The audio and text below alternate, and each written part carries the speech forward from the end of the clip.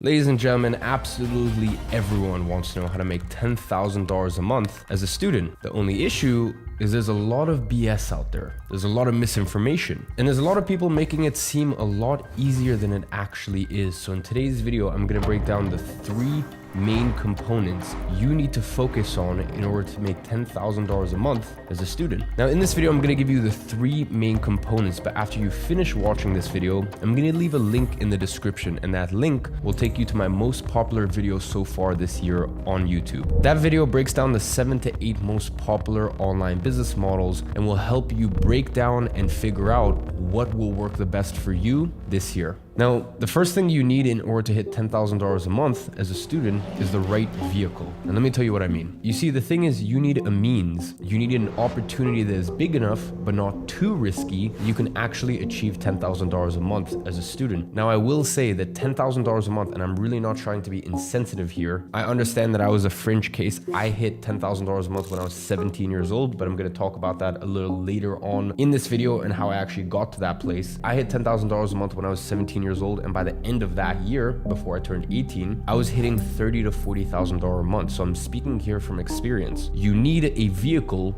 a way that you can make that sort of money, but a way in which you're not going to risk losing all of the money that you do have. So the first thing that I will tell you is trading is out the window. I'm going to be very honest with you. There's a lot of traders out there that are trying to sell you BS, because when you sign up with their little affiliate link and you get your $10 free, blah, blah, blah, when you lose money, that's actually where they make money. They don't make money on the little $10 or $20 sign up that they get when you join. They make money when you lose. They're literally incentivized for you to lose. And listen, that's just the honest truth of it. Even if you have $1,000, for you to take $1,000 and turn that into $10,000 or $20,000 in a single year is actually very difficult. The amount of successful trades, the average of all those successful trades is very, very difficult. Whereas for you to take $1,000 and invest that into starting a very lean online business, I mean, by the end of the year, you're talking tens of thousands of dollars. I don't think realistically you're going to hit hundreds of thousands of dollars in your first year. It happens sometimes, but it's very unrealistic. But definitely by the end of the year, you should be making more than your average salary if you were just working a traditional 9 to 5.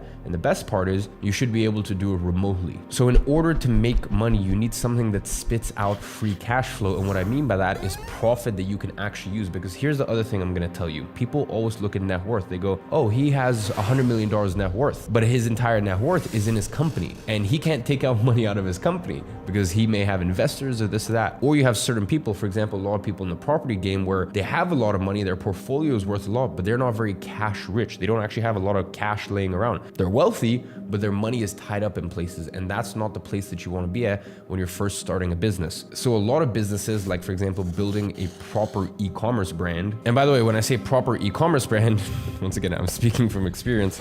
I've had an eyewear company for a few years, and the thing is, the packaging, everything is beautiful. We've got this beautiful black velvet finish on the inside. So this business is okay. It's my smallest business. It makes around $1.2 to $1.5 million a year. And that sounds great until you realize that we have 50% margins. So I'm only keeping 50% of that money. And it's even worse when you realize that any of my profit that I make, I can't keep. I have to roll that into new stock, because especially a product like this is actually very difficult to make. So for me to put in an order now of another 5,000 to 10,000 units, I may only get that in 3, 4, 5 months, depending on the time of the year. So even though someone would look at it and go, that's a $1.5 million a year business at 50% margins, you never actually get to keep that profit because you always have to reinvest into the business. And that is very different to, for example, a service-based business. So if you're offering a service to clients, whether that be building their marketing funnels, whether that be doing their short form content, you know, little short form TikToks and Reels, and doing lots of those and creating many accounts for them and distributing it all over the internet, all the way to doing, for example, their Google ads and focusing specifically on Google ads for e-commerce brands as an example. Listen, whatever the service is, it needs to have one of 2 things: high perceived value to the client. And what I mean by that is it needs to be something that they're like, oh, wow, this is actually worth it. I'm more than happy as a business to pay this external consultant or service provider $1,000 a month, $3,000 a month, you name it. Or it needs to have high leverage. And what I mean by that is, listen, you can still be an online personal trainer, but if you want to make $10,000 a month, you need to hire people people below you who work as coaches. And that way you're an online personal trainer and you do some of the coaching, but then you may have coaches underneath you,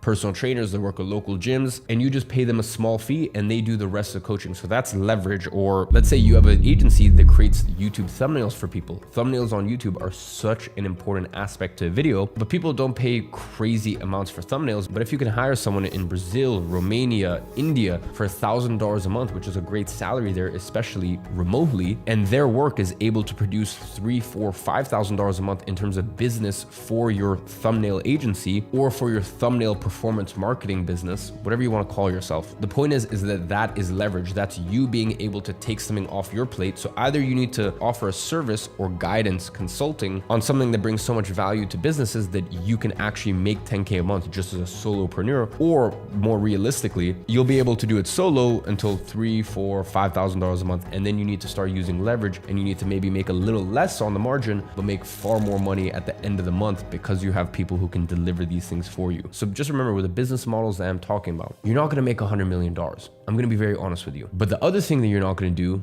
is you're not going to go broke. And that's the unfortunate thing with a lot of these other businesses. For example, I'll give you my main business, my software company. That is a business that gets into multiple 9 figures, and that's all cool and fine and well, but you need to realize there's a big chunk of money needed that I had to put forward to start the company, and that's number one. But then I had the massive competitive advantage of a massive audience. And even me, it took me 4 years to be like, listen, I'm not ready. I don't feel like I have the skill set, the understanding, and the sort of influence to start a business worth hundreds of millions of dollars. So what did I do? I started a service-based business back in 2016, and I ran that business for 6 years. So just remember, the business model that gets you to $10,000 a month. And by the way, I actually managed to get my service-based business up to $150,000 a month in profit. Can never get further than that. I tried. I'm sure someone else has been able to do it. But for the way that I wanted to run it, which was lean, remote, no office, I was pretty happy with that. So as I was saying, the business that gets you to 10K a month will not necessarily get you to $100 million, but that's okay. Baby steps here. Choose the right vehicle for the right career stage you're at. And then the next component to making $10,000 a month, once you find the right vehicle, is stretch out the timeline. And here is the very unfortunate thing about social media. You see, 20 years ago, if you were, let's say 21 years old and you were making $4,000 a month without having to go to a traditional 9 to 5, you would think that you are a king. You would think that you're a baller. You would think that you are killing it. And we live in such a up world where now you look online and you think, I'm 21 years old and I don't work a traditional 9 to 5 and I have location freedom and I have time freedom. I can wake up whenever I want, but I'm only making $4,000 a month. I'm not making $10,000 a month. And you feel depressed because of it. How up is that? And by the way, I even know that I have a part to play in that, because what I've been able to do in my career at my age is not normal. But that's why I always like to tell people that, listen, what I've done is very unrealistic, and a third of it was incredible dedication and hard work. A third of it was timing, creating the right businesses at the right time, and the last third of it was luck, or God, or whatever you want to call it, whether you're a person of faith or not. Up to you. So I like to make that very clear to people. And then I also like to point people back to 2015 when I was broke and I was starting a business to take care of me and my single mom, and I was going to the gym every single day and recording it. I was reading a book a week and putting it out on YouTube. So you need to understand, I started my first business, my first venture, and at that point, it was really more of a side hustle. But still, I was making a few $1,000s a month back in 2014. And granted, I only did that for a few months, and then that business model stopped working, and then I moved to the next thing. But really the point is, I was putting in work between 2014 to 2017. And it took me 3 years to hit my first $10,000 a month. And that's totally fine.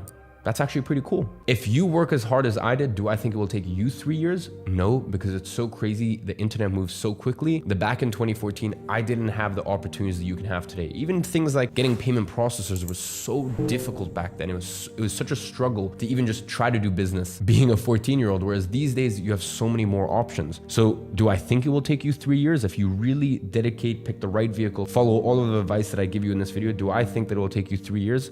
No, honestly, no. But even if it does, who cares? I really cannot stress how vital it is that you set your expectations to making $10,000 a month. Set your expectation not in months, but in years. Don't think how many months it's gonna take me. Think how many years. Now, here's the thing.